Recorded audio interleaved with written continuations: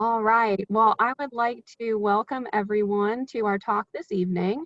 My name is Christina Reynolds, and I'm with Triple Crown Feed, and I cover North and South Carolina for them. Tonight, as a guest, we have Lara Worden, who is a extension agent with North Carolina, and she has worked with them as an agricultural agent for 15 years. Her responsibilities include working with livestock producers on nutrition, pasture, and best management practices. She holds a bachelor's and master's degree in animal science with an emphasis in livestock and equine nutrition from Michigan State University. She has a strong personal interest in livestock nutrition, pasture management, and parasite control for livestock and horses, and is a horse owner herself. So happy to have Lara here today. She is just a wealth of knowledge when it comes to best practices on parasite control. And I know that all of us want to do the best by our horses. So we will go ahead and get started with the presentation. And if we have some folks who are joining in, that is perfectly fine. At the end of this, we'll have a recording available so you can go back to reference the information in it, and we will post that in as many places as we can. So thank you all for being here, and Lara, take it away. Thanks, Christina. Can you hear me fine? Yes, I can hear you great. Okay. I went ahead and turned off my video because I can't stand looking at myself when I'm talking. It kind of creeps me out, so I'll apologize for that up front. I also wanted to make a comment that I'm a pretty informal presenter, and this is kind of a new era for me doing the Zoom thing. So you're welcome to, Christina, can we mute everybody, or do I need to do that? Let me see if I can do that, or if you have to do that. Let me see here. I might need you to do it because Okay. Yeah. I'm going to just go ahead and mute everybody so we don't have a bunch of feedback behind us. I won't mute you, Christina. But if you're logged on and you want to stop me and ask a question, you're more than welcome to unmute yourself. And if I can answer the question right off the bat, I'll be happy to do that. If I think I'm going to answer the question a little bit later on in the presentation, I'll ask you to hold that thought and we'll come back to it. And there's also the chat feature on Zoom. If you're logged on, it's the little chat icon. I can't remember if it's at the top or the bottom of your screen. But if you have questions you'd like to ask, feel free to type in your question there, and we'll look at that at the end and try to answer any lingering questions that we might have.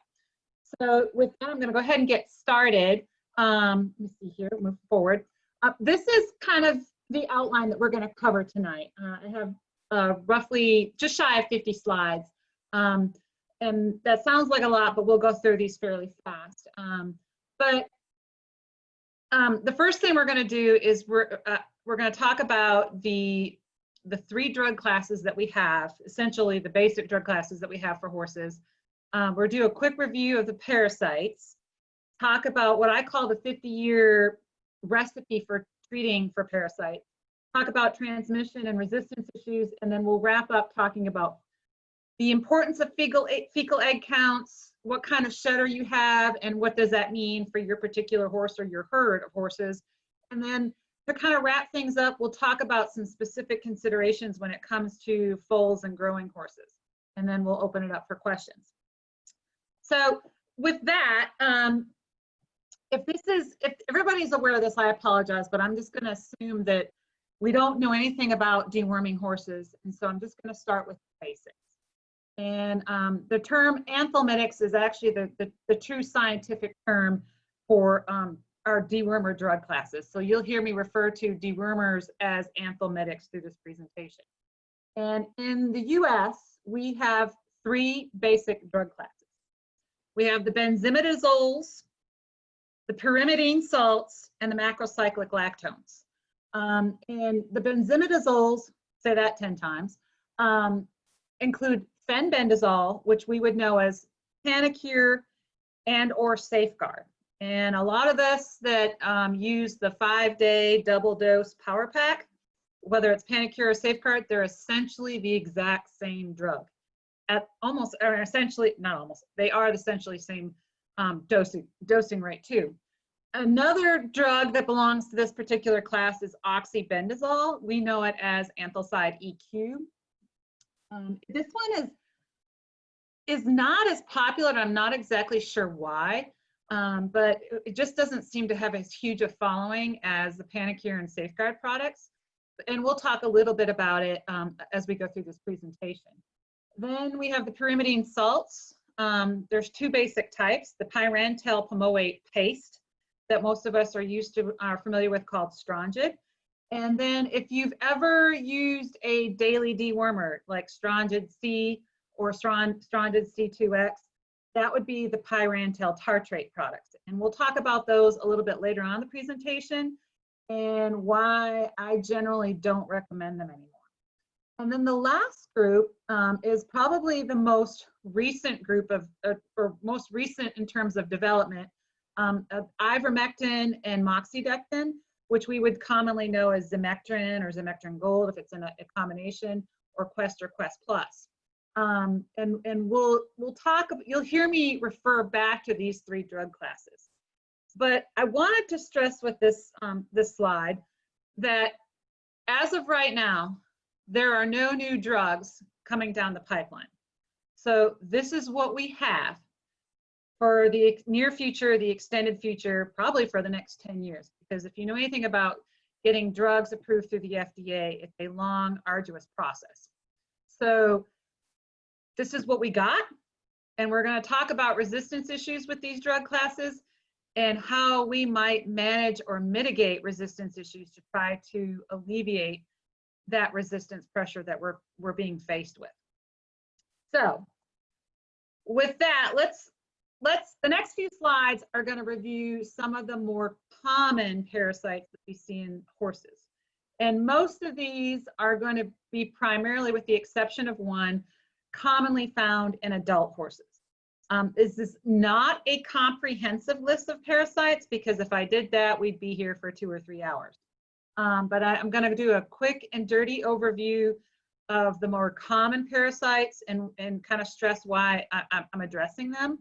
But if you have questions about other parasites that I don't cover, for example, neck threadworm or Strongylides westeri, which would be another type of threadworm that we see in foals, you're more than welcome to ask me about that. I just, for the sake of time, left them out of this presentation. So first, I think it's important that we think about what a parasite is, okay? It's an organism that lives in or on another living host. For the sake of this presentation, we're going to just focus on internal parasites. So we're not going to talk about parasites that can reside on the animal on the outside of the body. So we're just talking about the ones that they ingest, and then they go through their various life cycle from the egg, larval to adult stage, and then they start the process all over again. So just as kind of a reminder. And, you know, just some basic things is, you know, if you have a large number of parasites in the host, you can get a lower efficiency, lower performance. There can be some digestion issues, and we'll talk more about this. And in very rare occasions, you can have death. But really, you'd have to have such a heavily infested load that death is not usually a common occurrence. So I don't want to scare anybody with that. So some common misconceptions, and these are important, and there's a couple things that I'll stress to you, and I hope that are take-home messages for you. And the first one is that parasites are a normal finding within horses. There is no such thing as a parasite-free horse. And later on in this presentation, we'll talk about fecal egg counts and fecal egg count reduction tests, and how we're trying to count for the number of eggs being shed by an animal. And even if you get a 0 fecal count, that does not mean that your horse does not have parasites. That doesn't exist. So just rule that out right off the bat. The other interesting thing is the number of worms found in an individual animal varies. As a matter of fact, we really don't know what is the maximum load or maximum capacity that an adult horse can carry without any detrimental effects. And I've sat in on a lot of presentations from some of the top equine parasitologists in in the nation, and they'll often share with us that a horse can have 100,000 plus parasites in their body, and we would never know the difference. We would think that they were perfectly healthy. So don't get hung up on the number. Just kind of, you know, as we go through this, it's more about managing the parasites that we have.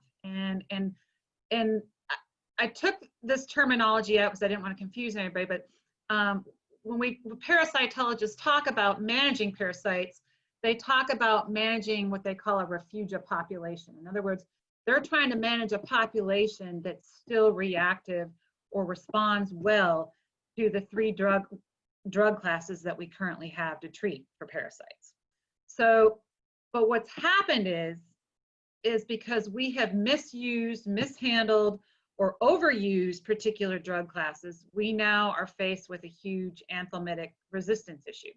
So you'll hear me talk about what causes resistance and how we might mitigate that later on in this presentation. Excuse me. All right, so let's take the next few slides and talk about some of these more common pinworms. Common parasites, excuse me. Pinworms is the first one. This one's kind of unique because even though it is an internal parasite, we kind of associate it with the eggs around the anus or the tail head of the horse. And they're usually a sticky yellow color. And a common symptom of that is that the horses will itch incessantly around the tail head and the anus. The other unique thing about this particular worm is that they reside in the colon instead of the small intestines or the stomach, like some of these other parasites that we're going to talk about. So the other issue with pinworms is that our typical fecal egg count tests are not all that effective at picking them up with any relative accuracy. But we can do some skin scrapings or the old Scotch tape method and put it on a slide, and we can usually detect the eggs that way. And in these pictures in the slide, the top picture in the upper right hand corner, that would be the adult female. And then we have what the eggs actually look like underneath the microscope. Now the egg to the left has been magnified 400 times, so it's not going to be that large. And even the picture to the right is a little bit enlarged too. It will be smaller underneath the microscope, but when I look at these underneath the microscope, they do kind of have like a oval or a football shape. In terms of drugs that, you know, dewormer anthelmintic drugs that work against them, the top 2 drugs that work for them are the benzimidazoles. So that would include fenbendazole, which is Panacur Safeguard, and oxybendazole. Now you'll see here that it says 10 milligrams per kilogram, which is a double dose by weight for fenbendazole. So you're not going to find a whole lot of this in the literature, the peer-reviewed literature, but it's been my personal experience that we're seeing widespread resistance with Panacur and Safeguard at a single dose by weight, and particularly with pinworms too. So doing a double dose by weight seems to get much better control for this particular parasite. Also of note, oxybendazole, which we know is anthalcide EQ, is already at a 10 milligram per kilogram. So it's already essentially a double dose. It's literally, that's what a tube of this is at. So you don't have to double dose that. It's already at that higher rate. It says here that pyrantel pamoate, which would be Strongid, is effective. I can tell you my personal experiences is it's kind of hit or miss with Strongid. I've often had cases of pinworm in my county, and we've treated with Strongid, and we still had a pinworm issue several weeks later. So we would come back and do hit the horses again with a double dose of fen, and that seemed to take care of it. As far as the macrocyclic lactones, ivermectin, it says ivermectin here, but it doesn't say moxidectin, but both, we're seeing widespread resistance issues to pinworms with both ivermectin and moxidectin. So that would be Zamectin and Quest. So they're not my go-to for this particular worm. So the top drug for pinworms is probably a double dose of fenbendazole. So we know it as Panacur or Safeguard, or possibly oxybendazole. Bots. Okay, so this one's a little bit different too. So this is spread by the bot flies. And the female, interestingly not, she never bites or actually lands on the animal itself. She actually lays the eggs on the coat of the horse while she's flying, but not actually touching them, with some actual glue-like substance that comes from her mouth. And then what happens is the horse licks that area, ingests it. This particular parasite then goes through several stages where it first resides in the tongue. It actually embeds in the tongue, and then over time it'll make its way to the stomach. So most of us are familiar with bot flies and how annoying they are. We're going to see usually a higher incidence of bot flies near the end of the summer and the beginning of fall. So when we generally think about treating for bot flies, we're thinking about in the fall or early winter. So keep that in mind too. So that for the time frame for a lot of these parasites that we're trying to treat for when the peak season of transmission is. So for bot flies, it's going to be mid to late summer to early fall. They can actually be pretty damaging.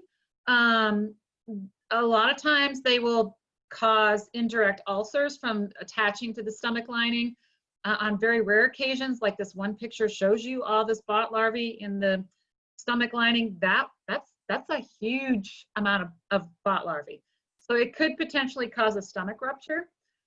Again, like pinworms, bots don't typically show up on fecals.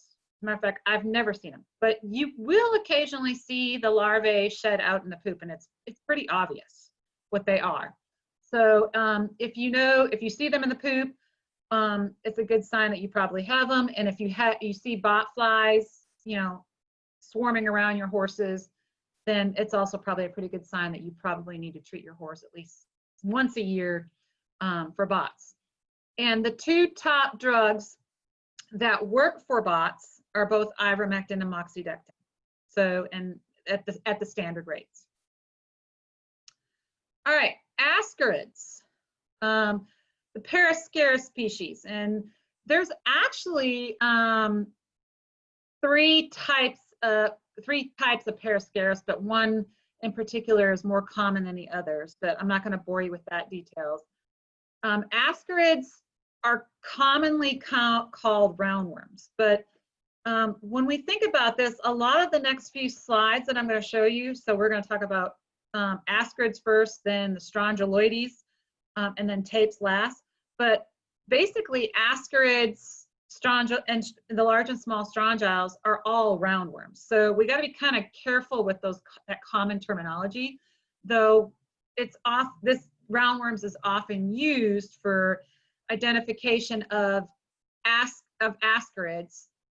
And when and obviously, if you look at the upper right hand corner of the picture, that's what it looks like underneath the microscope, again magnified 400 times. So it's obviously a lot smaller when looking at it underneath the microscope, but it's a very distinctive shape to that organism. So when I see those, it's obvious. I mean, that's what it is. The unique thing with roundworms is this is the primary parasite of concern for horses under the age of 2. We see the highest infestation of ascarids between 2 months of age up until about that first year. And then after that, they start to develop a natural immunity. Sometimes they will develop a natural immunity as early as 6 months. And then after about 22 to 24 months, they're really not an issue in horses. Sometimes you will see a slight rise as the horses get older, but usually, if I detect 1 or 2 roundworms, aka ascarids, in older horses, I'm not really that concerned about it. Because remember, I'm not trying to eradicate all these parasites. That's not an option. but what I'm trying to do is manage them. But if I only see 1 or 2, I'm not worried. Now, with horses under the age of 2, this is our primary focus, okay? And the effective drugs that we should use are, again, the benzimidazoles, with probably fenbendazole being at the top of the list. And I encourage every one of you that has ever bought Safeguard or Panacure to read the label. It actually says on the label, to treat for ascarids, AKA roundworms, you need to do a double dose by weight, okay? Keep in mind, again, that oxybendazole, anthalcide EQ, is already at that double dose, so you don't have to do that. Also, pyrantel pamoate will also work on it at a standard dose, but you may want to consider a double dose, and we'll talk about that a little bit later on.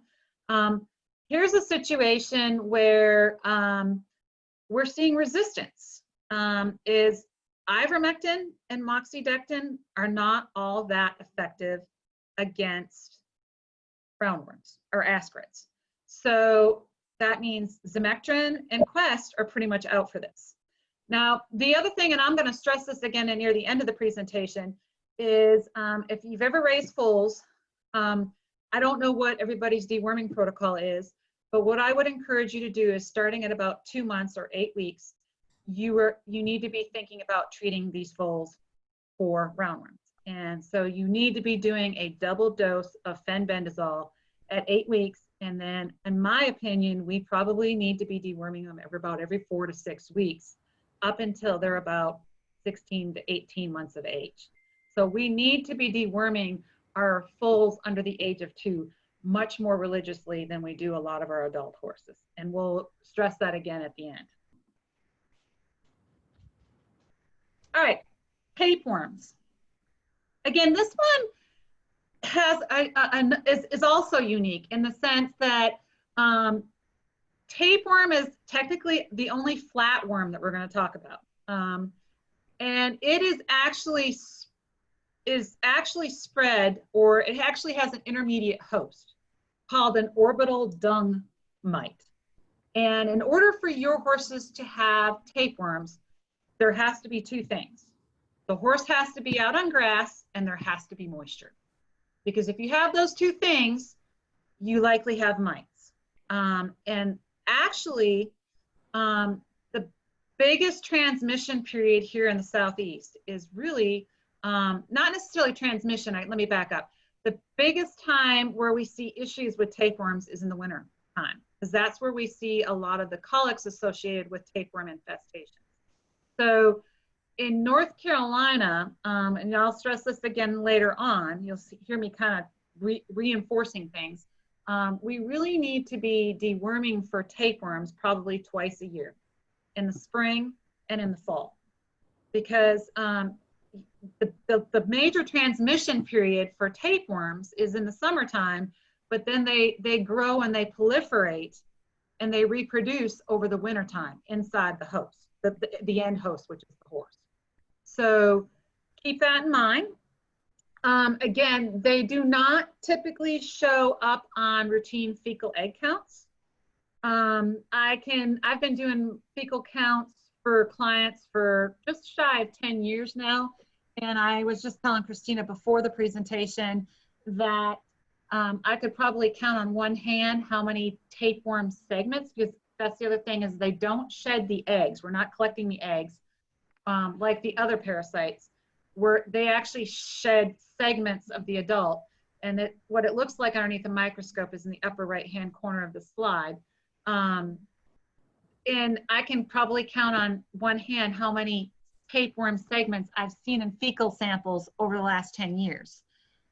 However, with that being said, the last 2 winters, I've seen an increased incidence of tapeworm segments in fecal samples, and all I can attribute that to is the relatively mild winters that we've had, with not really cold hard frosts, with the excess moisture that we've had, and horses still out on some amount of grass.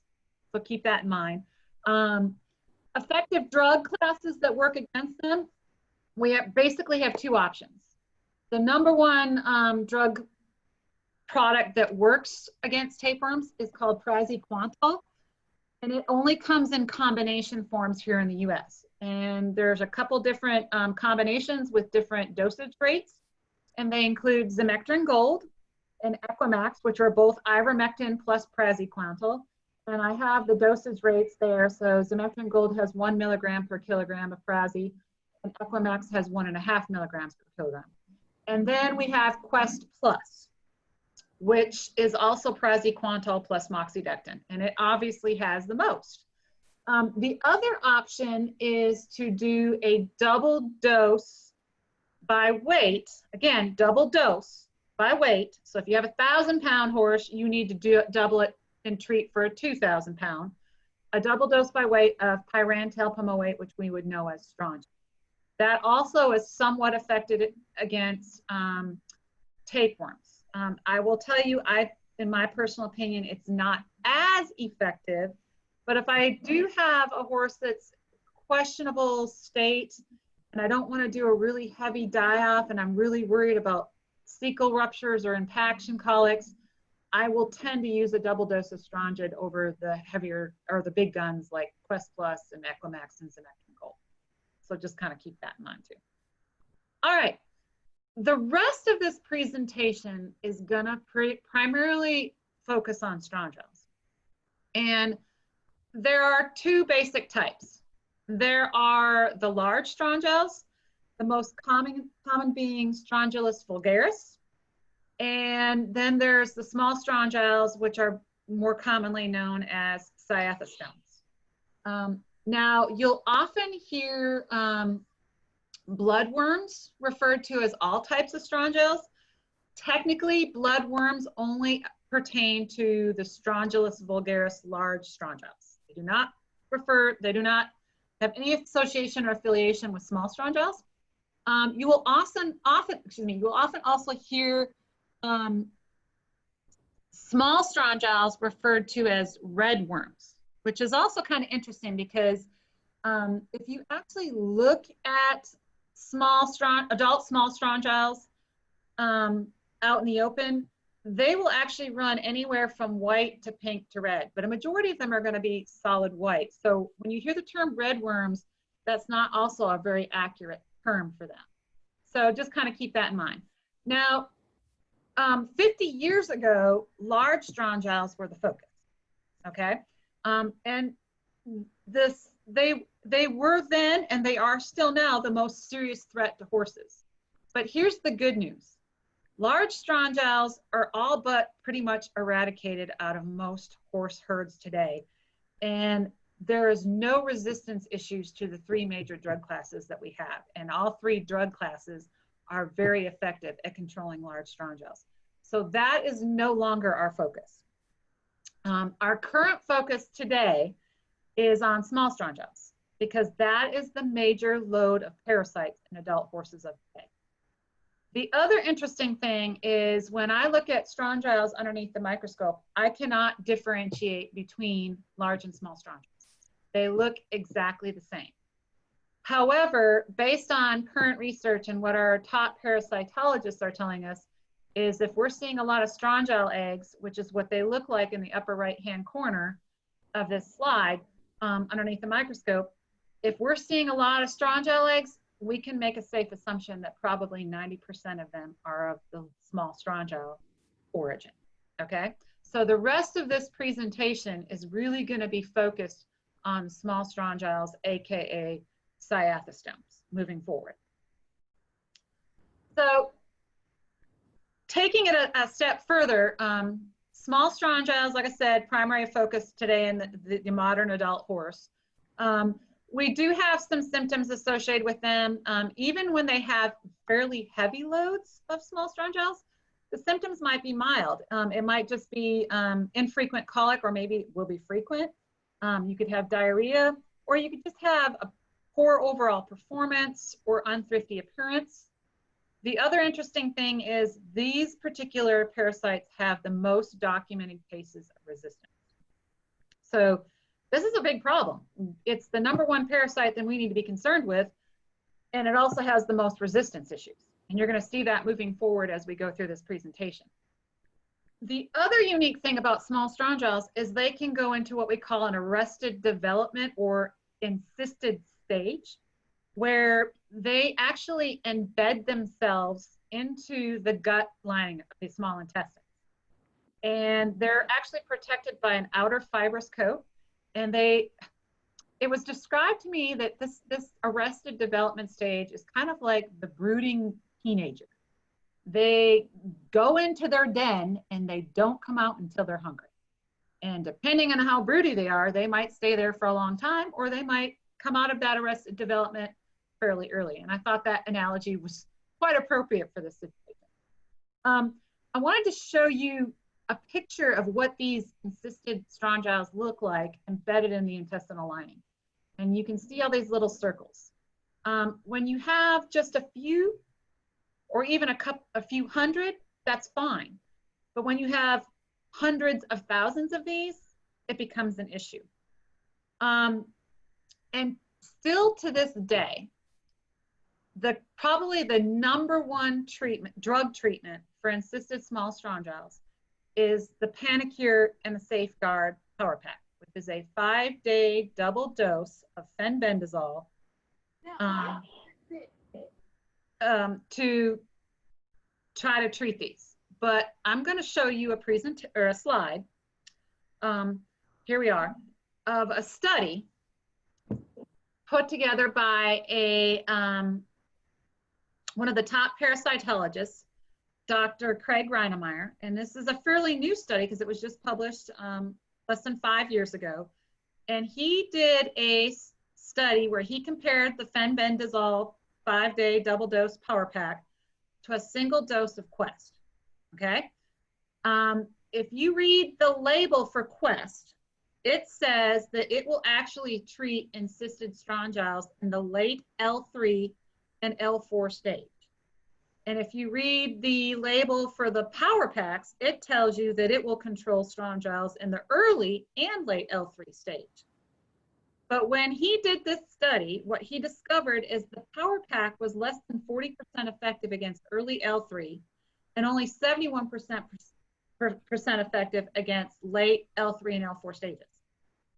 Whereas Quest, a single dose of Quest versus the 5 days of double dose treatments, was found to be 64% effective against early L3, even though it's not labeled for that on the label, and 85% effective against late L3 and L4 encysted stages. So one normal dose of Quest outperformed the standard 5-day double dose of Panacure or Safeguard. The other interesting thing is that when they did a fecal egg count reduction, in other words, they took fecal testing beforehand, they treated with the drug, and then they came back 10 to 14 days and took another test to see how much the egg count had been reduced. The power pack, the traditional power pack, only reduced eggs by 45% and had only a 56% activity against adult small strongyles. Whereas Quest had 100% fecal egg count reduction and removed 99% of all the small strongyles in the intestines. So the take-home message here is that the Panacure power packs are now having resistance issues. So if you suspect that you have a horse that has encysted strongyles and your vet recommends a Panacure power pack, but you have a long history of treating these horses and they're in good health and good weight and there's nothing metabolically wrong with them, my advice to you is to rethink that process. And probably it'd be better off to use a single dose of Quest, moxidectin, than the 5-day power pack. Not to mention the fact that it's going to be cheaper and on your pocketbook too. So just kind of keep that in mind. Then if we look at the drugs that are actually labeled for small strongyles, obviously all of the drugs are there, all the 3 drug classes. So fenbendazole and oxybendazole are both there, the benzimidazoles. But what I want you to take home from here is that even at a double dose for fenbendazole, for Safeguard and Panacure, we're seeing widespread resistance. With anthelcide EQ, there's some resistance. With Strongid, we're seeing widespread resistance. The two drug classes that we're seeing the least amount of resistance for small strongyles include ivermectin and moxidectin. So this is kind of the opposite of the ascarids, aka roundworms, where the fenbendazoles, Panacur and Safeguard, were highly effective. For small strongyles, it's the opposite. Ivermectin and moxidectin, otherwise known as Zemectin and Quest, are much more effective. So the take-home message here is you need to know what you're treating and then use the drug that's most effective against them, okay? So we've covered dewormers, the 3 classes of dewormers. We've talked about the parasites. I want to spend just a few minutes talking about the traditional way that we have dewormed horses for the last 50 years and why it no longer works, and what I call the 50-year recipe. So what that entails is, I'm sure that there's still some people out there, more than I would like to see, that still deworm their horses every 2 months. Some have now kind of transitioned to every 3 months. But if you're deworming your horses every 2 to 3 months, and you're deworming your horses a minimum of 4 to 6 times per year, and you're constantly rotating drug classes, I'm telling you right now, you're doing it wrong. This method worked 50 years ago because it was based on some research done by Drudge and Lyons that showed that fecal egg counts remained low for 8 weeks, but the emphasis was for large strongyles. And remember, I just told you earlier that large strongyles are no longer an issue. So that is not our focus, okay? Small strongyles are our focus. So large strongyles are all but eradicated from the herd. Small strongyles are our primary concern. We only have 3 drug classes, and here's the take home here. Nearly all small strongyle populations in North America are resistant to at least one of the 3 drug classes, and about half of the population are resistant to 2 out of 3 drug classes. So what happens when they're now resistant to all 3 drug classes? Because remember, I said there's nothing coming down the pipeline. So we really need to be very strategic about how we deworm for small strongyles. And deworming every 2 to 3 months isn't cutting it, okay? So we now know that anthelmitic rotation is no longer viable. Frequent treatments are excessive and select for resistance. We should not be treating horses all the same. They are individuals just like we are. And here's the other thing. We need to use what works until it no longer works. So I honestly don't rotate my dewormers. I can tell you I use 2 basic drug classes every year because I test all of my drugs in my herd, and I know that 1 out of the 3 drug classes is no longer effective in my herd. So what we need to be doing is what we call strategic deworming.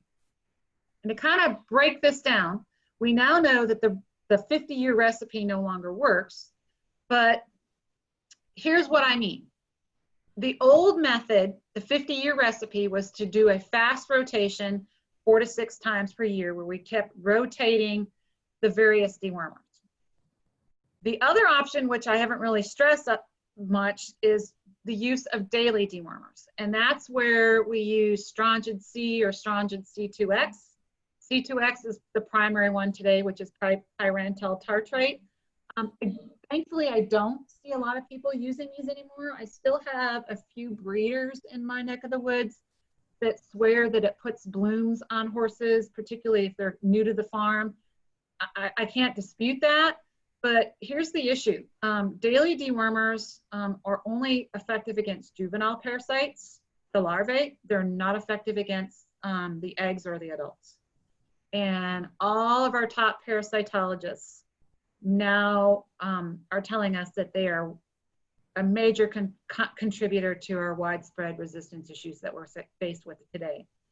Also, an interesting thing to note about the daily dewormers is that they are only available in the US and Canada. You cannot get these products in Europe at all because they realized a long time ago that that just wasn't going to work. So moving forward, what we should all be doing is what we call strategic or targeted deworming. And that's where we, again, treat the horses as individuals. So what this entails is that we do fecal testing once or twice a year on our horses.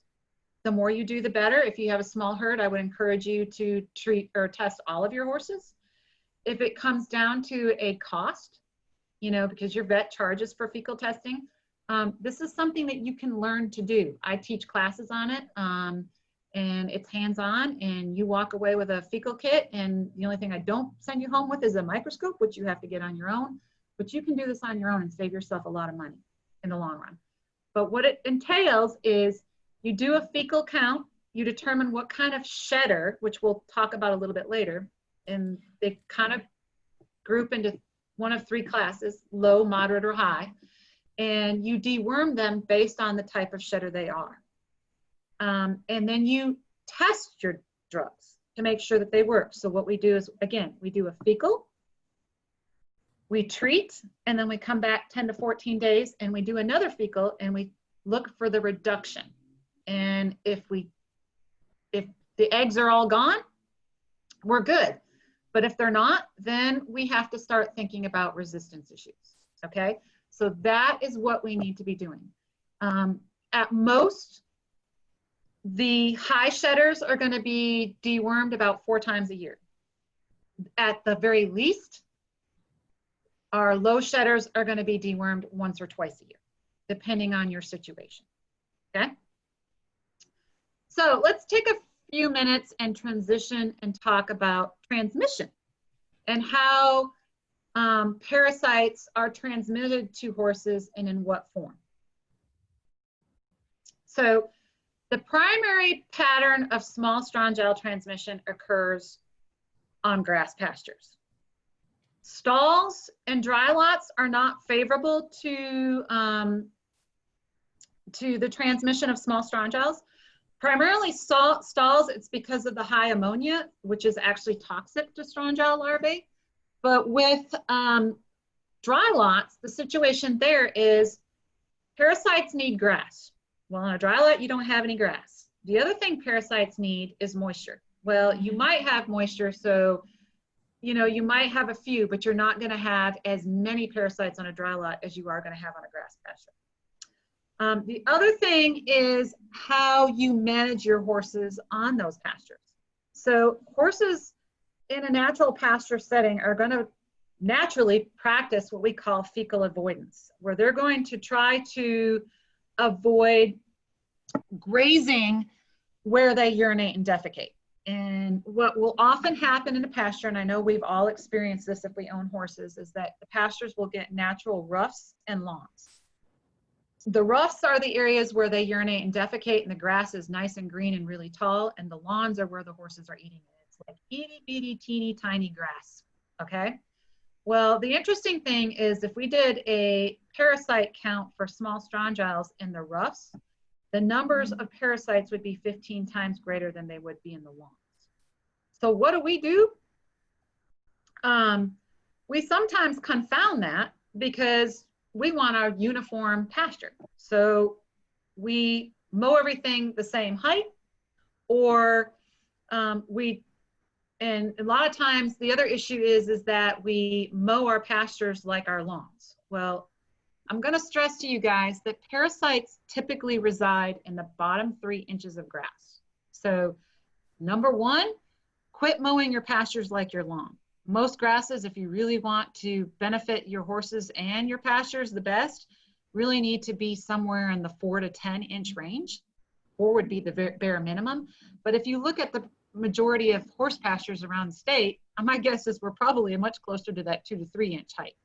So the height of the forage is key with also the transmission of parasites. The other thing is if we mow everything the same height, the horses have a harder time. We're probably also spreading the manure, which is also spreading the parasites, and they can't differentiate. So we're then now forcing them to graze those roughs. And so we've taken the natural system of segregation and just threw it out the window. The other thing we love to do is we like to drag our fields because we think, you know, spreading the manure is good. Well, yes, it is good. But if we do that, we need to be, again, very strategic about when we do that. So the best time to do that here in the state of North Carolina is between late spring and early fall when the temperatures are above 85 degrees. So in other words, the dead of summer. And here's the other thing. If you don't want, if you want to minimize the risk of infecting your horses, you really need to remove the horses from said field that you just dragged or harrowed for several weeks. And then the next question I get is, well, how long do I need to keep them off? Well, the answer is, it depends, okay? Why it depends is, remember I said, 1, you needed grass, and 2, you needed moisture. The one thing I left out is the other thing you need is an optimal temperature range. So these larvae, or the eggs, excuse me, like these eggs, when they're shed out onto, not the larvae, the eggs are shed out onto the pasture, they hatch into the larvae within an optimal temperature range. And if you look at this graph to the right, you'll see that below 45 degrees, there's virtually no larvae that are hatching.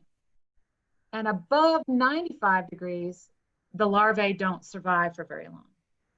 So the optimal temperature range for eggs hatching into the infective larvae stage is between 45 and 95 degrees. Well, in North Carolina, how long are we in that? Okay, so the question going back to how long do I leave those fields idle after I've spread them or harrowed them or dragged the manure around is really dependent on the moisture, the height of the grass, and the temperature. It could be as short as a couple weeks, or it could be as long as several months. It just kind of depends. But as a whole, I think if the temperature is consistently above 85, 90 degrees, and we're in the dead of summer when we don't get a lot of rain, you can probably keep that field idle for 3 to 4 weeks and probably be pretty safe to say that, you know, the larvae is probably not going to survive beyond that. But here's the other interesting thing. Here in North Carolina, we really don't have what we call a true killing frost, at least not in the same sense that the Northeast and the Midwest would have in comparison. So my question to people is, when should we be deworming in North Carolina? Well, the answer to that is we need to be deworming when the parasite pasture populations are low, but the transmission period is high. So in the Southeast in general, but more particularly in North Carolina, that means we should be deworming spring, fall, and winter, but only in the winter if necessary. And you'll understand why in just a bit. We should not be deworming horses in the dead of summer, okay? So, because that's not a huge transmission period. And the infective larvae or the eggs that are being shed out in the pasture just don't survive very long out on our hot, dry summer pastures, okay? So keep that in mind. All right, another thing I wanted to mention, late last fall, the AAEP released a new document, which you can Google, and I've got references to it at the end of the presentation on parasite protocols. Well, I'll admit that I've been guilty of this very same practice, and I even told clients to do this, where I would tell people, dose your horse and then move them to a new pasture. That was the standard protocol. Well, the AAEP now says that that is no longer recommended. And the reason why is if you dose and then move your horse to a new pasture, you're basically increasing the potential to dump a large concentration of resistant parasites on a new pasture. So instead, first move your horse to a new pasture, and then someone doesn't have their stuff. Hello? Yeah, we can hear you. Can you mute yourself? Hello? Things going okay? Somebody doesn't have himself muted. Hey, Becky, can you can you hit mute on your? Sure, that's fine. I just wanted to I got it. I got it. Okay. Sorry about that, guys. So think back to the dose and move. So now what we want to do is move the horse, then deworm, because then what that happens is we increase the number of, or the population of parasites that are still receptive, and we reduce the population of parasites that are resistant. So getting a better chance at controlling or managing the total population, if that makes sense. So just wanted to throw that out there. No, All right. Next step, talking about emerging resistance problems. So resistance, just the basic definition, is the ability of worms to survive treatment and proliferate. The interesting thing is we now know that the parasite resistance is inherited. So once we have resistant parasites, they're going to replicate, duplicate, reproduce, whatever you want to, terminology you want to use, and they're going to produce more resistant parasites. So again, that's why we have to use strategic methods of deworming to try to mitigate that or minimize the amount or the populations that are resistant, and keep encouraging populations that still respond to at least 2 out of the 3 drug classes that we have. And along that same line, we now know that there are at least two classes of parasites that are resistant to at least 1 drug class, and that includes the small strongyles and the roundworm, okay, otherwise known as ascarids. So this is a slide kind of showing you the current status of resistance. And then on the left-hand column, we have the 3 drug classes. So the first row would be ivermectin and moxidectin. The second row is Panacur and Safeguard and Anthelcide EQ. And then the last one would be our Strongyl. And then if you look at the 3 major classes of parasites that we're most concerned of, the 2 that we should be most concerned with are the small strongyles and the ascarids. And what you see is we look at the small strongyles, we're seeing widespread resistance with Safeguard and Panacur. Okay, we're seeing pretty consistent resistance with Strongyl, and we're even starting to see resistance problems with ivermectin and Quest. I've had a couple farms that only used ivermectin for a long period of time, and now it's not nearly as effective as it was. And so they're going to have to get a bit more strategic about how they use it. Again, just stressing with the large strongyles, full efficacy. We have no resistance issues to the 3 drug classes that we have. And then again, the ascarids, roundworms, remember I said they're the complete opposite of strongyls. The Safeguards and Panacurs and the Strongyls work really well at a double dose by weight, but we're seeing widespread resistance issues to the ivermectins and the moxidectins. So again, stressing, you need to know what you're treating and use the appropriate drug that works against them, okay? So some other things that contribute to the development of resistance is using only 1 drug class. And I know some of you are going to be like, well, you told me to use what works until it doesn't work. And yes, but the problem is when we use a drug class that has already got resistance and we continue to use it, it's pretty much useless at that point.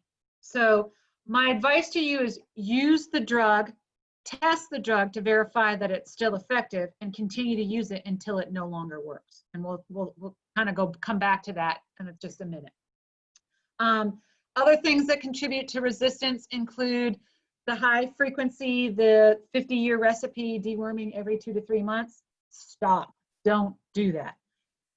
The other issue that just makes my skin crawl is when people recommend to other people to give a half dose or underdose. Don't do it. That's worse than overdosing your horse, in my opinion, okay? It's one thing if you lose some product during administration. I understand that happens. But let's not knowingly give an underdose of any particular drug class. That's just, it's not effective, okay? And it contributes to the widespread resistance issues that we have. All right, we're almost to the end. I appreciate everybody hanging with me here. Now we're getting to how we actually test for resistance, how we determine shedders, and how we manage these shedders. So I'm sure this terminology is not new to you. The standard protocol now is to do once or twice a year fecal egg counts. People often ask me, does it matter when you do fecal egg counts? And actually the research shows that it doesn't. So you can do them spring, fall, summer, winter, it doesn't matter. They generally stay pretty consistent, regardless of the peak transmission season or not. I generally do mine in the spring. And if I have a new horse, I'll usually do 2 fecal egg counts a year. So I'll do spring and fall. But again, it really doesn't matter, whatever's convenient for you. And again, you can learn how to do fecal egg counts. It's not really that hard.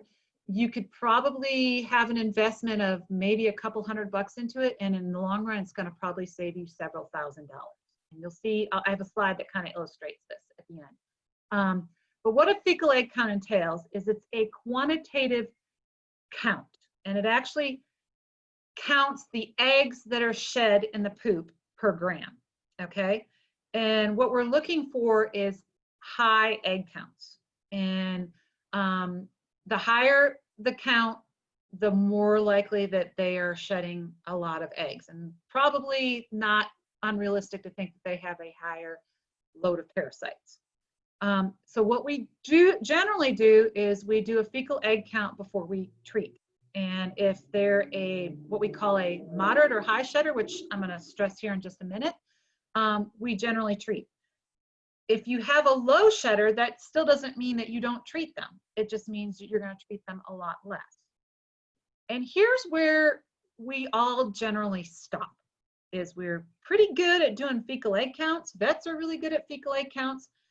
But in reality, we're falling short, because what we need to be doing is we then need to be testing these drugs for efficacy. In other words, we need to be looking for how much they reduce the overall egg count. And what that entails is doing a fecal egg count reduction test. So that, again, is doing a fecal count before we treat. Then we select a drug that we know is going to work on the particular parasites we have. And then we come back 10 to 14 days later and we do another fecal egg count, and we do a mathematical equation to determine the total reduction in eggs per gram. All right. So what does an egg count mean? I mentioned earlier you can have low, moderate, or high shedders. Low shedders are going to have a fecal egg count of 0 to 200 eggs per gram, and they make up the majority of the horse population. Okay. Moderate shedders are going to have egg counts between 200 and 500 eggs per gram, and high shedders are going to be greater than 500 eggs per gram. Interestingly, the moderate shedders make up the smallest population overall, and the high shedders, because they're shedding the most eggs, we've all heard of the 80-20 rule, but here it's the opposite. It's the 20-80 rule. In other words, roughly 20% of the herd is shedding the most eggs out on your fields.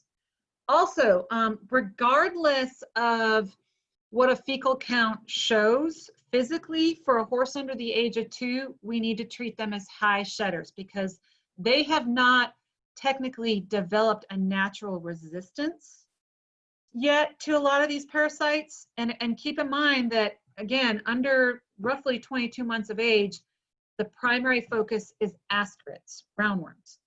Then after about 2 years of age, the primary focus is small strong gels. Okay, so just keep that in mind. I already mentioned this, but numbers remain pretty consistent over time. So for example, I have 6 horses in my herd. I have 2 low shedders, 2 moderate shedders, and 2 high shedders.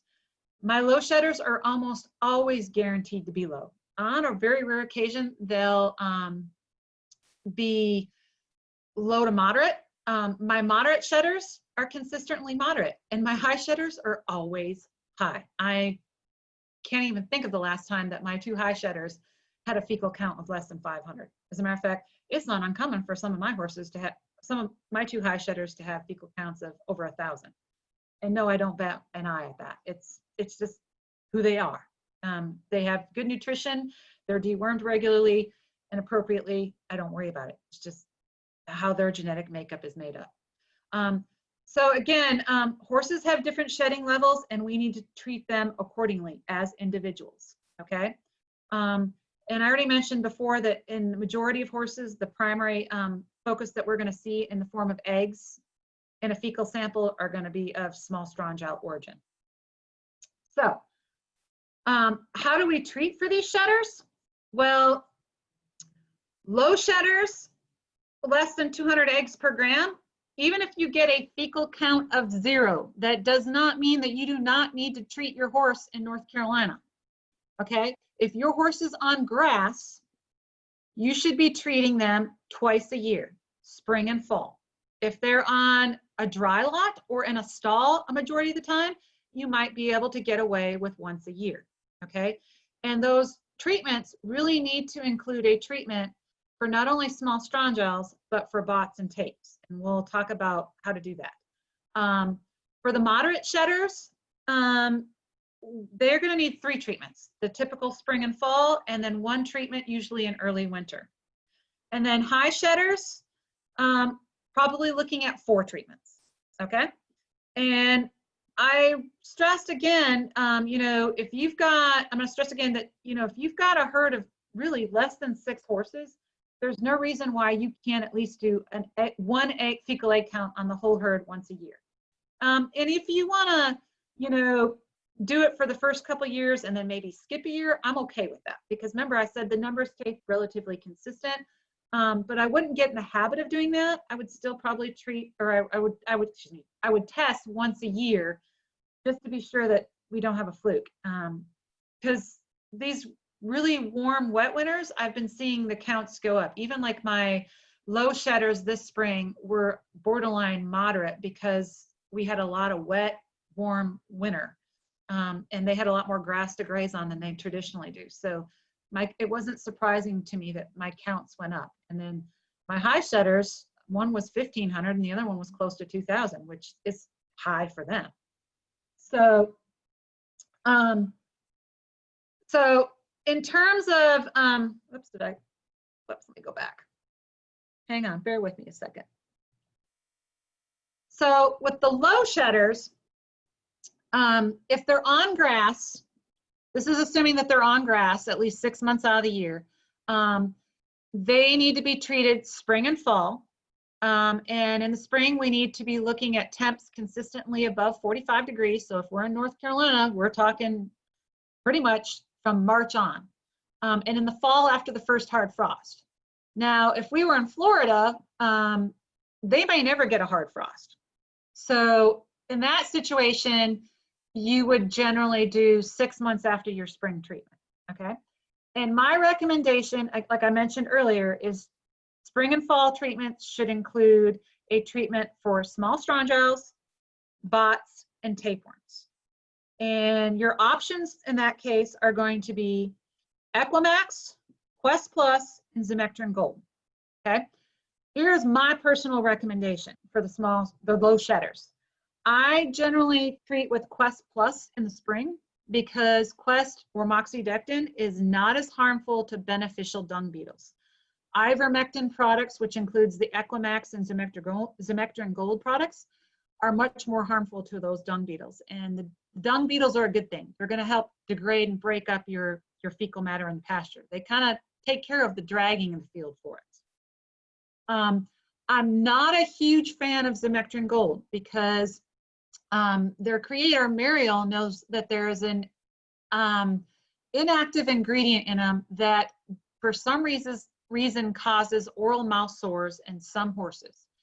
And it's kind of hit or miss. I know of people that have used Zimectrin Gold with no issues for years, and then all of a sudden they get oral mouth sores or ulcers for unexplained reasons. The company knows about it and refuses to do anything about it, so I refuse to use it. Instead, I prefer to use Equimax, and I generally use that in the fall so that I don't do harm to my dung beetles. So Bottom line for low shedders, if they're on grass, treating spring and fall, temperatures above 45 after the first hard frost or 6 months after the last treatment. Quest Plus in the spring, Equimax in the fall. If your horse is not on grass at all throughout the year, you can probably get away with treating only once a year. And in my opinion, probably the best time to do that is in the fall after the bot flies are killed by the hard frost, and you can also hit tapes after their major transmission period. You might have a few lingering tapes, but remember, tapes need grass because the mites are on grass, so it's not a huge issue. So really the best time for those that are on no grass at all would be to treat in the fall. And whether you use Quest Plus or Equimax, it really doesn't matter to me. All right. Oops, I didn't mean to do that. Sorry, hang on, bear with me. So moderate shedders. It's going to be just one additional treatment beyond the low shedders. So again, spring and fall, and then one additional treatment in early winter. And that supplemental third treatment could include ivermectin, Safeguard, Panacur, Strongid, any of those. But we're going to talk about testing those drugs to make sure that they still work in your herd first, okay? And then the high shedders is going to be potentially a fourth treatment. So spring, fall, early winter, late winter. And so nowhere in this treatment pattern have I suggested deworming in the summer. Remember, parasites do not thrive well in the heat of the summer, dry, humid, wet, dry, hot climates. So let's not just deworm them. Even if it's a wet summer, if it's hot, they're just not going to survive. All right. I promise we're getting to the end of this. So, these are all the drugs that we have, or the majority of them. And so how do we know, again, whether or not they work? Well, we've already covered this. And the key is to test your drug and to do a fecal egg count reduction test, okay? So again, that is where you do a fecal count, you pick a drug to address the primary parasites you have, and then you come back 10 to 14 days later and you test to see for the total reduction in eggs per gram. Well, in general, if the drugs reach 90% efficacy, then you probably don't have resistance. However, if they're less than 90%, you probably need to start suspecting resistance. And it doesn't necessarily mean that I'm going to stop using that particular drug, but what I'm going to do is the next time I use it, I'm going to test it again. And if that number keeps dropping below 90%, then it's time to consider not using that particular drug class. You, again, always want to test more than one horse. Again, findings are pretty much reproducible. You want to rule out missed dosages or other causes of reduced efficacy. And we need to test all three drug classes and prove that they work. All right. Oops. Let me back up, getting a little too frisky. So let's say we determine that we have resistance. Don't fret. And I'll give you a situation. I cannot use Strongid in my herds. I brought a horse onto my farm quite some time ago that had Strongid resistance, and she shed parasites that were resistant to that particular drug onto my pastures, infected my other horses, and I just can't use it anymore. And it doesn't mean that it doesn't work in all of my horses, but it works in probably a third of my horses, but the other 2/3, it's pretty much ineffective. So I don't use it. So the key is if you get a low efficacy, first retest the drug, then try replacing the drug within one of the other two drug classes, or possibly even another drug within the same class. So if, for example, your horse developed a resistance to fenbendazole, I might be willing to try oxybendazole to see if it has the same effect and test it. The other option that we have, and our parasitologists are just now starting to look at, is to do combination treatments. This is pretty common practice in small ruminants, sheep and goats, where we use multiple drug classes in a row. So like it would be like using ivermectin, fenbendazole, and then pyrantel pamoate, all in sequence, all at once, but in, you know, different tubes of paste. I'm not encouraging people to do this. The research is still very, very preliminary, and we don't, the story is still out on whether or not that's going to be effective or not. But that's what we're now doing in other species. So that is a possibility since we have no other new drugs coming down the pipeline. So it's something to be somewhat cognizant of and keep your eyes and ears open to it if that's what we're having to resort to.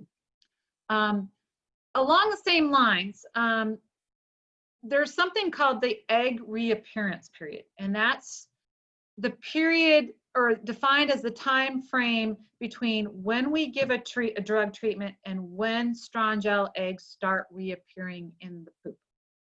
So, or when they start actively shedding eggs again.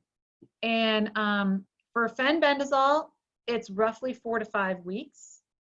For pyrantel pamoate, again, 4 to 5, ivermectin, 4 to 6, moxidectin, 10 to 12. I will share with you when ivermectin and moxidectin first hit the market, 20, 30 years ago, ivermectin had an egg reappearance period of 8 to 10 weeks.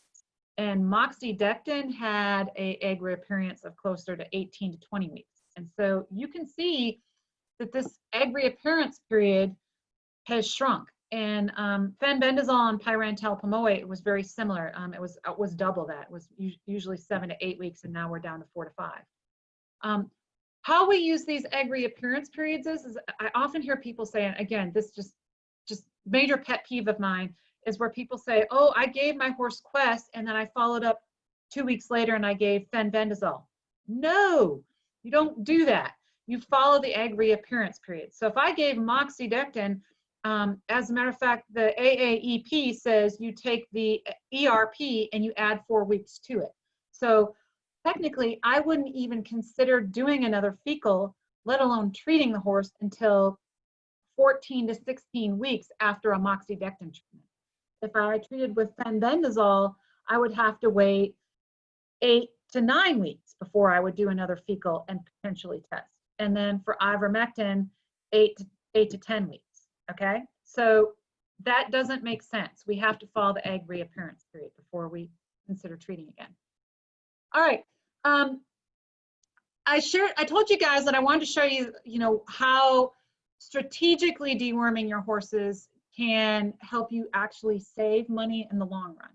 So if we take a theoretical herd of 10 horses and we assume 70% of them are low shedders, 20% are high, and 10% are moderate, and we assume that the average cost of dewormer is $14 per dewormer. If we break this down and we do the every 2-month deworming, how this comes out is we would be deworming the low shedders 7 times, times 2, for a total of, excuse me, let me back up. We would be deworming, if we were doing the 50-year recipe, we would be deworming these 10 horses 6 times a year. So 10 times 6 is 60, okay? Times $14 per sample. So the cost of deworming that 10 horse herd would cost us $840. Now, back up, if we did strategic deworming, and we follow what I said about the low shedders only being dewormed twice a year, and we have 7 of those, so they're going to be dewormed 14 times $14. I'm sorry, they're going to be dewormed 14 times. They're going to be dewormed twice for a total, okay. High shedders, they're going to be dewormed 4 times, but we have 2 of those, okay. And then the moderate shedders, we have 3. I'm sorry, we have 1. I'm sorry, I'm getting all confused. I'm looking at this and I'm looking at, we have 1 and times 3. So I apologize that I've looked at this so many times. But the bottom line is that the grand total for the strategic deworming would be 25 dewormings times $14 for a total of $350 versus deworming your 10 horses 6 times a year at $14 a pop, that's $840. So by employing strategic deworming and only deworming them as individuals based on what type of shedder they are, you've cut your expenses in half. Now, even if we include the cost of fecals for these 10 horses, you're still going to come out ahead, I guarantee it. So if we, we assume, $30 a fecal, you're still adding that, 30 times 10 is 300 plus 350, you're still less than $840 a year. So it still pays to do strategic deworming. And again, I apologize for kind of messing up that fly. Last thing, some basic considerations for growing horses, and then we'll open it up for questions. So some basic considerations for horses under the age of 1. We need to treat all of them as high shedders, again, regardless of what the fecal tests show. I'm not opposed to doing fecals because I want to start getting a baseline on them, and I want to know particularly how many ascarids they're carrying. If they're carrying a heavy burden, that's a concern for me, and that's something I'm going to monitor. During the first year, so really foals in that first year really need a minimum of 4 treatments. It sounds like a lot, but really remember, the focus is really trying to develop that natural immunity. The first time I'm going to generally deworm my foals is at 8 weeks or 2 months. And the primary target at that 2-month stage is for ascarids. So my go-to for them is going to be Panicure or Safeguard. And remember, at a double dose by weight. Then at the 3rd and 4th treatments, 4 to 6 weeks later, I'm probably going to start to, the 3rd treatment, I'm probably still going to, if I use Panicure for the first treatment, I might use oxybenzodazole or Safeguard for the 2nd treatment, but by the 3rd treatment, I'm probably going to use ivermectin to target target strongels. And at that 4th treatment, hopefully the foal is pretty close to or exceeded 6 months of age. And so I might consider doing a tapeworm treatment if they're close to 9 months of age. And at that point, you can use Quest. There's a lot of concern over the use of Quest, and it's pretty safe in pregnant mares, most adult horses. It's not recommended for foals under the age of 6 months, small minis, or those that are immune compromised. So just kind of keep that in mind. As yearlings, remember, they're starting to develop some natural immunity, but they're still probably carrying a heavy ascarid load. I'm still going to do yearly fecals on them because I want to know what that load is for roundworms, or AKA ascarids.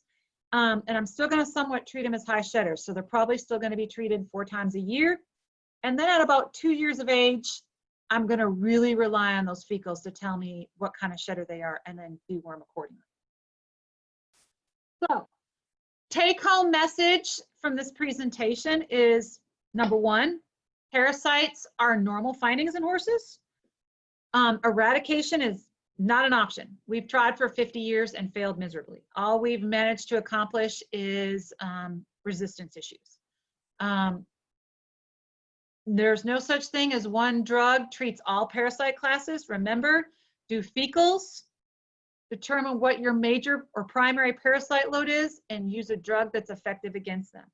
And remember that the focus in adult animals or adult horses is small strongels. In horses under the age of 2, it's ascarids or roundworms.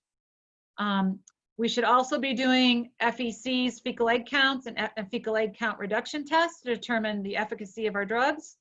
And we should stop treating all horses as individuals, or stop treating all horses the same and treat them as individuals. And focus on treatments during the peak season of transmission. So here in North Carolina, we need to focus on treating them spring, fall, and possibly winter, and minimize resistance in current drugs. And by employing strategic deworming, we're probably going to save money in the long run. So with that, I want to wrap things up. I did want to share some resources with everybody that I think you might find useful. I mentioned earlier that the AAEP came out with an updated parasite control guideline in the fall of 2019. If you Google AAEP parasite control guidelines, it will come right up. And probably 90% of what I covered in this presentation is outlined in that document. There is if you really want to geek out, there's a book called The Handbook of Equine Parasite Control, authored by who I consider two of the top parasitologists in the United States, Dr. Nielsen and Dr. Reinemeyer. A third one that is also, I think, authored a chapter or two in this book is Ray Kaplan from UGA. But this book is amazing, but it ain't cheap. I think it's a little over $100 even used to get this book. But if you like this kind of stuff, it might be right up your alley. But if you're looking for some free resources, there's two really good ones besides the parasite control guidelines. And that is if you go to thehorse.com and you just type in or Google or do a search on their site called Strategic Deworming, it will bring up a plethora of information. Also, if you type in horsetalk.co.nz and you do a search on their site for the parasite journey of the horse, this is this video series or webinar series on the various parasites. And again, it's authored by Dr. Nielsen, who heads up the parasitology department at the University of Kentucky. And he's one of the top equine parasitologists in the United States. So with that, I'm gonna open it up to questions, if anybody has any. Let me see if there's anything I don't think there's anything in the chat.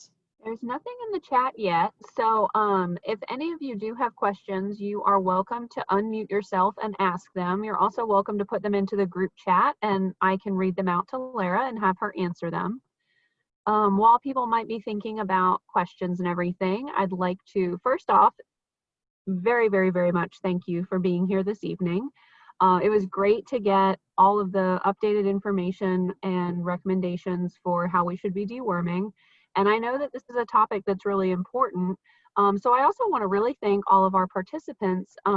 Give yourself a big pat on the back for being such great stewards for your horses. Karen says that was enormously helpful. Thank you so much. And I agree with her. I apologize for screwing up that last chart with the, I shouldn't have done that, but I'll chalk it up to being tired.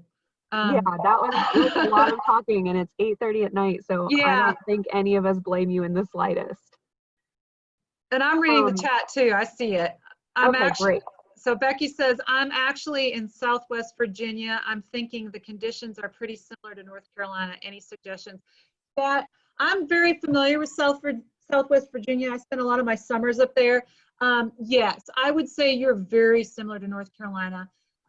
Same conditions. You might get slightly colder winters, but you're not going to get a really hard frost like the Northeast and the Midwest and parts of the West. So I would still follow the same general protocol. You know, if your horses are on grass, at least 6 months out of the year, and they're low shedders, you're probably still looking at 2 treatments, spring and fall, moderates, a 3rd treatment early winter, heavy, high shedders, maybe a 4th treatment in late winter. You know, I'm thinking Valentine's Day, early March would be a 4th treatment with a drug that works. I hope that answers the question.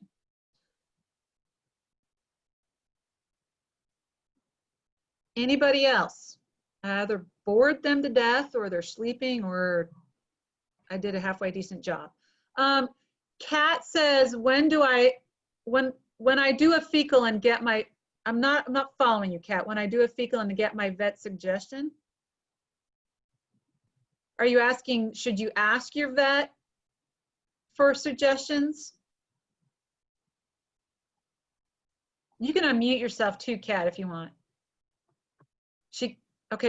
I gotcha. She gives you you have her do a fecal and she doesn't actually give you a number, but then just gives you a brand. Okay, so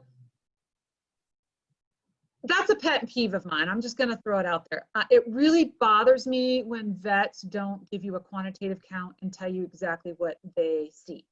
So I do fecals for clients, and I tell them exactly what the count is, and I tell them what I see.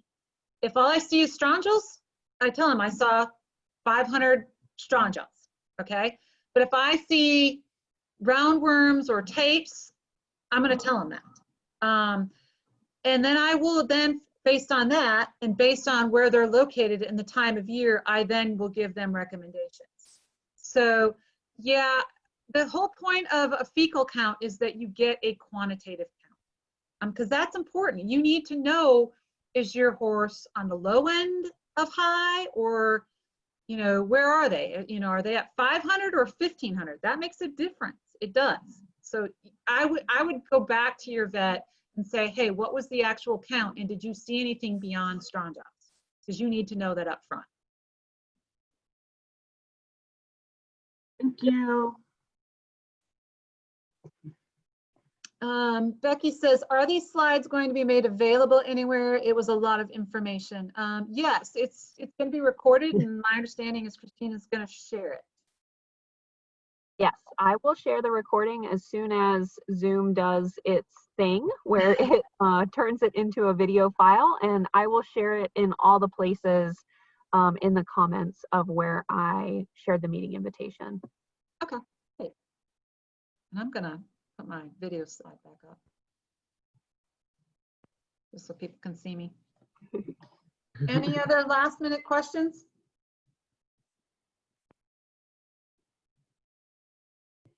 None? And I put up my email, my work email. If you think of questions later on, you're more than welcome to email me, Lara_Worden@ncsu.edu. If I don't know the answer, I will tell you up front, and I'll tell you that I will do my best to reach out to our specialists to try to find the answer. But if it's an answer or a question I can answer, I'll be happy to do that. And like I said, you know, even if you're interested in learning how to do your own fecals, I can send you the materials list that I use and the method that I use, which is McMaster's. There's several different methods that you can employ for doing fecals. McMaster's method is probably the most common. I'm not going to say it's the most accurate, but it requires the least amount of capital in terms of equipment that you're going to need, and just about everybody can do it. Another common method is the Wisconsin method, but it requires some much more expensive equipment, because not only do you need a microscope, you also need a centrifuge and some other unique equipment. So it's not as common, but it's probably a little more effective. But I'll be happy to share all that information with you. And if I can learn to do this, y'all can do, you can do it too. It's not hard, and it's fun. I'll admit, I like looking at poop.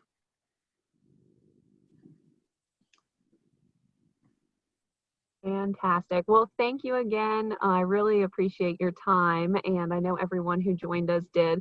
So look for the recording of this if you'd like to go back through and re-listen to it. And if you have any questions, you can reach out to Lara at her email address, which is on the screen here. And as for now, I'm going to sign us off for this evening, and hope to have a couple more of these kind of guest segments where we have some industry specialists who come on to talk to us.